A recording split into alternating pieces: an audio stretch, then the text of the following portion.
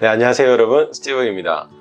오늘은 직장인 동차 공인중개사를 준비하고 계시는 여러분들에게 학원에서 만들어져 있는 그 학원 커리큘럼과 또 평균적으로 시간을 어느 정도 투자를 해야 되는지에 대한 부분을 같이 한번 이야기를 나눠보도록 하겠습니다. 저는 인강으로 준비를 했습니다. 그래서 인터넷으로 모든 강의들을 다 시청하면서 과정을 다 이수를 했고요. 학원 커리큘럼 같은 경우에는 주간 단위로 각 과목별을 언제 그 영상이 업로드가 되는지가 사전에 다 스케줄이 짜여져서 공지가 나오게 됩니다. 개론이나 민법 그리고 공법 같은 경우에는 하루에 4시간 정도의 강의가 업로드가 되고 있고요. 중개사법과 공시세법 같은 경우에는 각 과목별로 3시간 정도의 영상이 업로드가 되어 있습니다. 결국은 매일매일 이렇게 많이 업로드가 되고 있는 이 강의들을 어떻게 하면 소화할 수 있을지에 대해서 많은 분들이 궁금해 할 것 같은데, 그래서 제가 여러분들을 위해서 화면을 통해서 설명을 준비했습니다. 같이 한번 확인해 보시죠. 자, 보시는 화면은 2021년 연간 학습 플랜으로 나와져 있는 연간 계획이고요. 크게는 이론 과정과 실전 과정 그리고 마무리 과정으로 나누어져 있습니다. 작년 11월에서 12월 동안 벌써 이제 기초 이론은 다 완료가 되셨을 거고, 또 1월달, 2월달 2달간에 거쳐서 기본 이론, 또 3월에서 5월까지가 심화 이론, 그리고 5월에서 6월이 기출문제, 또 7, 8월이 문제풀이, 9월이 동형 모의고사, 10월이 마무리 특강. 2021년의 연간 학습 플랜 역시 제가 공부했던 2020년 과정과 거의 유사하게 짜여져 있는 것 같아요. 네, 이 화면은 제가 31회 공인중개사를 준비할 때 저의 학습량을 이렇게 캡처를 했던 자료입니다. 저는 2020년 1월부터, 그러니까 즉 기초과정을 수업을 듣지는 못했고 2020년 1월부터 기본 과정부터 이제 공부를 시작을 했어요. 그러면서 연간으로 이렇게 많은 양의 학습을 이수를 했습니다. 화면에서 보시는 것처럼 거의 평균 월당 거의 100개가 넘는 과정들을 다 이수를 했죠. 평균 월에 30일이라고 가정을 한다고 하면 하루 평균 최소 4개 이상의 강의들을 소화를 하면서 1월부터 10월까지 힘들게 아주 열심히 달려온 것 같습니다. 대주일에서 제공하는 그 인터넷 강의는 그 월간 학습 랭킹들이 월별로 이렇게 다 확인을 하실 수가 있어요. 그래서 연간 학습을 랭킹을 이렇게 보시면 거의 상위 6% 거의 한 10% 이내에서 항상 들었던 것 같습니다. 그만큼 저는 좀 인터넷 강의를 통해서 많은 부분들을 소화를 했고, 왜 이렇게 인터넷 강의를 많이 들을 수밖에 없었는지에 대해서는 뒤에 이제 제가 따로 설명을 드리도록 할게요. 그래서 10월까지 이렇게 아주 그 높은 상위의 학습 랭킹을 보여주고 있습니다. 화면에서 보시는 것처럼 거의 이 스케줄에 따라서 과목들이 다 업로드가 되고 있어서 이 과목들과 각 과목들이 얼마만큼의 시간을 소요하는지를 사전에 확인한 이후에 저만의 스케줄을 만들어서 저는 공부를 했어요. 저 같은 경우에는 이제 퇴근을 하고 난 이후에 한 3시간 정도의 공부 시간은 확보를 할 수 있었어요. 이제 퇴근 후 가사일을 조금 돕다가 한 9시쯤 되면 저희 이제 아내가 아이들을 재우러 이제 방으로 들어가죠. 그러면 한 9시부터 12시까지 무조건 3시간은 제가 공부하는 데 소요할 수 있는 시간이 확보가 되더라고요. 또 하나 중요한 부분은 다음날 새벽 1시간을 이용하는 겁니다. 사실은 퇴근 후에 한 3시간 정도를 전부 다 제가 소요를 해서 쓴다고 하더라도 강의가 4개씩 업로드 되는 날은 그 시간을 다 마무리할 수 없더라고요. 그래서 부득이하게 그 다음날 새벽 1시간을 꼭 확보하려고 노력을 했고, 새벽 시간을 1시간 확보할 수밖에 없었던 사연은 뭐냐면 뭐 직장인 분들은 다들 아시겠지만 회사에서 많은 그 업무와 또 여러 가지 스트레스에 좀 접하고 있다가 또 퇴근을 한 이후에 3시간을 공부를 하는 게 신체적으로나 정신적으로 좀 쉽지는 않았습니다. 그래서 3시간 이상의 집중력을 요하는 어떤 이런 공부에서는 좀 저는 이제 한계를 느끼는 부분들이 있어서 그 다음날 1시간을 새벽을 오히려 활용함으로써 분산될 수 있는 집중력을 확보하는 데 좀 노력을 했던 것 같습니다. 자, 문제는 이 복습 시간인데요. 강의를 들으시는 분들은 아시겠지만 우리 강사님들이 그런 말씀들을 많이 하십니다. 학습이라는 용어에 대해서 설명을 많이 해주시는데, 즉 배우는 학과 익히는 습은 틀리다. 이 강의를 통해서 할 수 있는 부분은 학이라는 개념에서 국한되는 부분이고, 습을 하기 위해서는 본인의 시간을 스스로 만들어서 그거를 다시 공부하고 깨우치는 그런 시간들이 꼭 필요합니다. 하지만 직장인 분들 아시겠지만 사실 이 3시간, 4시간씩 업로드되는 강의 영상을 쫓아가는 것만으로도 상당히 물리적으로 한계를 많이 느끼실 겁니다. 저 또한 마찬가지였었고요. 턱없이 부족한 시간으로 인해서 강의를 쫓아가는 데만 좀 노력을 했고, 따로 개별 노트를 정리한다던가 뭐 저만의 어떤 시간을 통해서 복습을 하는 것은 솔직히 좀 무리였어요. 그 대신에 저는 이러한 방법을 통해서 습이라는 중요한 부분을 조금씩 커버해 나가는 전략을 수립했습니다. 자, 설명드릴게요. 네, 제 일상에 대한 스케줄을 확인하다가 제가 쓸 수 있는 짜투리 시간이 얼마나 될지를 다 이렇게 한번 긁어 모으는 작업을 해봤습니다. 저는 딱 2.5시간 정도의 짜투리 시간을 확보를 할 수가 있겠더라고요. 일단 자차로 출퇴근을 하기 때문에 출근하는 시간 1시간과 퇴근 시간 1시간, 그래서 2시간을 일단은 확보를 했고요. 점심시간 30분의 시간을 짜투리 시간을 활용을 했습니다. 점심시간을 확보하기 위해서 당시에는 밖에 나가서 뭐 점심을 사 먹지 않고요. 도시락을 싸서 다녔죠. 시간을 아끼기 위한 전략이었습니다. 저희 아내가 싸준 도시락을 점심시간에 최대한 빨리 해치우고 남은 30분을 뭐 직원들이 없는 어떤 공간을 활용하면서 뭐 차가 될 수도 있을 거고요. 저는 이제 운동량이 좀 부족했었기 때문에 회사 주변에 공원이 있어서 핸드폰으로 이어폰을 꽂고 공원 산책을 하면서 다시 한번 영상을 돌려보는 전략을 수립을 했습니다.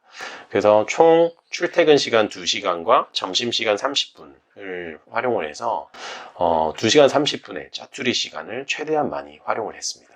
사실 출퇴근 시간에 어떤 새로운 강의를 접해서 처리를 하는 것은 운전을 해야 되는 어떤 집중력도 요하기 때문에 제가 새로운 강의를 어떤 그 짜투리 시간을 활용하는 것은 좀 불가능했었고, 배속을 1.3에서 1.4배속으로 세팅한 이후에 전날 강의했던 부분을 다시 한번 돌려보면서 개념을 익히는 전략을 택했어요.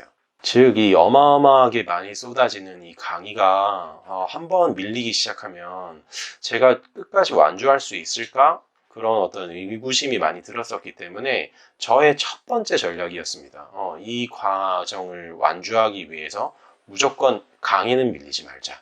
강의는 밀리지 말고 복습을 못하더라도 이 복습 시간을 최대한의 짜투리 시간을 활용하면서 강의를 다시 한번 돌려보는 전략을 택했었고, 이러한 선택이 결국은 제가 10월까지 이 과정을 완주할 수 있었던 가장 큰 역할을 했던 전략이 아니었나 하는 생각이 듭니다.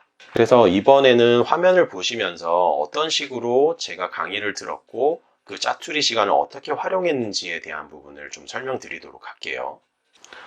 자, 이렇게 보시면 각 월별로 총 6개의 과목이 각각의 강의 시간을 포함하여 업로드가 됩니다. 즉 설명을 드리면 중개사법은 월요일날 3시간 강의가 업로드가 되고, 화요일은 공법이 4시간, 수요일은 개론이 4시간, 이런 식이죠. 이 과목들의 각각의 강의 시간들을 조금 더 세분화해서 이런 식으로 쪼개는 겁니다. 즉 3시간 동안의 중개사법을 중개사 1, 2, 3, 공법을 1, 2, 3, 4 이런 식으로 나누어서 각 시간별 제가 쓸 수 있는 부분을 배치를 하는 것이죠. 조금 더 구체적으로 설명을 드려볼까요? 앞서 말씀드렸듯이 제가 확보했던 공부 시간은 총 4시간이었습니다. 새벽 1시간과 야간 3시간. 이 시간은 짜투리 시간이 아니라 제가 집중해서 공부를 해야 되는 시간이었었고, 나머지 출근 시간 1시간과 점심시간 30분, 퇴근 시간 1시간이 짜투리 시간으로 활용을 했죠. 문제는 이제 세부적으로 배치를 어떻게 하느냐에 대한 부분인데, 요거는 화면 보면서 설명드리겠습니다. 자, 예를 들면 월요일 날 중개사법이 3과목이 업로드가 된다 라고 하면 이 3가지의 과목은 제가 확보했던 야간 공부 시간을 커버할 수 있는 시간입니다. 이렇게 해서 이렇게 배치를 하고, 새벽 시간 같은 경우에는 물론 이 공법이 새벽에 업로드가 되지는 않아요. 하지만 이제 새벽에 된다는 가정하에 예를 들어 설명드리는 거니까 보여드릴게요. 자, 공법 첫 번째 과정을 일요일 새벽 시간에 배치를 합니다. 그리고 출근 시간, 점심 시간, 퇴근 시간에는 전날 공부했던 중개사법 1, 2, 3을 요 짜투리 시간에 배치를 하는 것이죠. 그리고 나머지 공법 2, 3, 4를 공부 시간으로 배치를 합니다. 자, 그러면 월요일, 화요일에 누락되는 시간은 이제 하나도 없죠. 자, 수요일 날 개론 첫 번째 강의를 수요일 새벽에 처리를 하고요. 공법 1과 2와 3을 짜투리 시간을 이용해서 붙여놨습니다. 자, 그러면 공법 4는 일단은 복습을 못한 과목으로 남아있겠죠. 이런 경우에는 별도로 이렇게 표시를 해놓고 개론 2, 3, 4 정규 과정을 야간 시간에 처리를 합니다. 자, 민법 첫 번째 시간을 목요일 새벽으로 배치를 시키고, 다음 개론 1과 2와 세 번째 과목을 짜투리 시간에 붙여놨습니다. 그러면 개론 네 번째 과정이 또 이제 복습을 못한 과정으로 남아있을 거고요. 민법 2, 3, 4는 야간으로 붙여놨습니다. 공시법 1을 금요일 새벽에 처리를 하고, 금요일 짜투리 시간에 민법 1, 2, 3을 붙여놨습니다. 그리고 민법 네 번째는 또 비는 시간, 비어있겠죠. 그리고 나머지 공시법 2, 3을 처리를 합니다. 자, 그리고 난 뒤에 여기에 남아있는 요 시간에 제가 처리 못했던 공법 4를 집어넣습니다. 그러면 첫 번째 공법은 습을 하게 되는 거죠. 자, 토요일 같은 경우에는 사실 제가 주 5일제를 시행하고 있는 회사에 다니기 때문에 토요일 경우 세법 1, 2, 3을 모두 처리하는 것은 뭐 물리적으로 큰 무리가 없고, 이 토요일 시간에 남아있던 복습을 하지 못했던 개론 4네 번째, 민법 네 번째 요 과목들을 토요일 날 다시 공부하는 전략을 택하면 일주일의 모든 과정들이 소화가 되죠. 그리고 뭐 세법 같은 경우도 복습을 해야 되기 때문에 토요일 날 남은 시간을 활용하거나 아니면 일요일 날 짜투리 시간을 활용해서 공부를 하는 전략을 택했습니다. 자, 사실 이렇게 전략을 수립해서 진행을 한다 하더라도 일주일 동안 이 모든 과정을 흐트러짐 없이 다 수행하기는 현실적으로 아주 힘듭니다. 아주 힘들고, 특히나 직장인들 같은 분들은 회의나 출장, 외근, 이런 이제 회사에서 진행하고 있는 행사들이 많기 때문에 비록 이렇게 과정을 수립을 했다 하더라도 이것을 다 수행하는 게 쉽지는 않죠. 이런 경우 토요일 혹은 이제 일요일 날 시간을 활용을 해서 내가 못했던 과정들 혹은 공부하면서 잘 이해가 안 됐던 부분들을 그 시간을 활용을 하면서 보충을 하는 부분으로 일주일간 전략을 수립을 했습니다. 자, 특히나 그리고 이 공부하는 과정이 상당히 시간을 많이 투자를 해야 되고 완수하는데 좀 체력적으로도 힘들고 정신적으로도 예민해지는 경우들이 많기 때문에 저는 일주일에 하루 정도, 일요일 정도는 그 시간을 좀 할애를 해서 운동을 하신다거나 아니면 또 공부하는 동안에 가족들과의 관계를 좀 이렇게 소홀히 할 수 있기 때문에 그 시간을 좀 의도적으로라도 의식적으로라도 가족들하고 보내는 시간으로 활용을 잘 하신다면 일주일의 스케줄을 짜는 데는 큰 무리가 없지 않을까 하고 생각합니다. 자, 말씀드렸다시피 학과 습은 별개입니다. 강의 자체를 따라가는 것도 상당히 지금 힘들어 하시는 분들도 분명히 계실 것이고, 자, 그렇다고 복습 시간까지 할애하면서 이거를 하기에는 현실적으로 쉽지 않은 부분들이 있었기 때문에 내가 내 상황에서 최대한 할 수 있는 것이 어떤 것인가를 생각해 봤을 때 저는 유일하게 그 습을 대체할 수 있는 방식은 강의였습니다. 그런데 물론 강의만으로 충분하지 않습니다. 개념을 잡기도 쉽지 않고 또 이 공부 자체가 어느 정도 이 개념을 차근차근 쌓아가야만 그때부터 가속도가 확 붙기 시작하는 과목인 것 같은데요.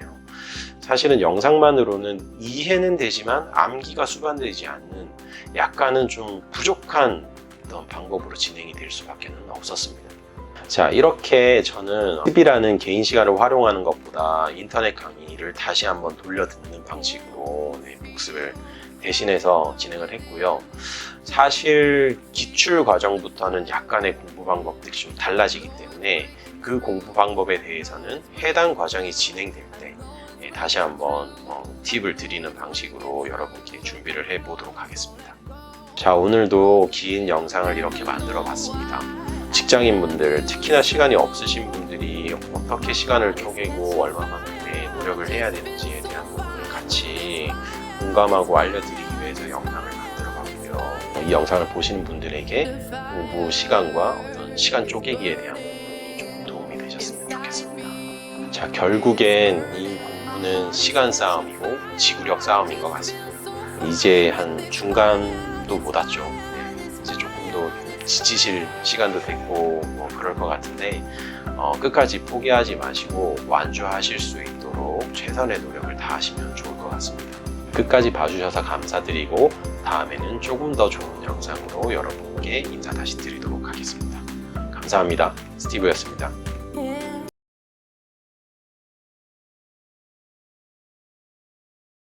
자, 이 시기가 되면 인터넷 카페나 커뮤니티에 지금 동차를 준비하면 합격할 수 있을까요? 라고 질문하시는 글을 종종 볼 수가 있습니다.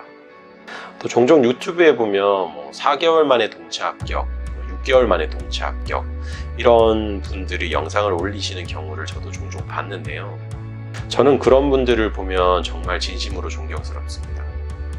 저는 10개월을 준비를 했고 10개월을 준비하는 그 기간도 상당히 힘들고 만만치 않은 시간이었었고 시험장에 들어가는 그날까지도 저의 학습량이 부족해서 합격을 할 수 있을까라는 그런 스스로에 대한 의심을 하면서 시험장에 들어갔었거든요. 자, 결국 이 기간 동안에 제가 공부를 할 수 있을까요? 라고 질문하시는 분은 그 질문에 대한 해답은 본인에게 있다라고 저는 답해드리고 싶어요. 결국 얼마만큼의 시간이 남아서 이 과정을 완료하는 데 시간이 드나요? 라는 질문보다는 내가 이 주어진 시간을 얼마만큼 잘 활용하고 얼마만큼 절실하게 얼마만큼 노력과 의지를 투입하느냐에 따라서 그 결과는 정해진다고 생각합니다. 자, 보다 절실한 마음으로 그리고 정말 바쁜 상황 속에서도 시간 쪼개서 하고 계시는 우리 직장인 동차 준비하시는 분들 정말 응원하고 그 과정이 너무너무 고되고 힘들 거 너무 잘 알고 있습니다. 하지만 이미 마음먹고 진행했던 지금 과정에서 중간에 포기하지 마시고 절대 강의는 밀리지 않겠다라는 마음가짐으로 끝까지 완주하는데 정말 큰 위로와 응원의 메시지를 보내드리고 싶고요. 제가 경험했던 내용들을 같이 공유하면서 여러분들의 시험 준비에 조금이나마 도움이 되었으면 좋겠습니다. 감사합니다.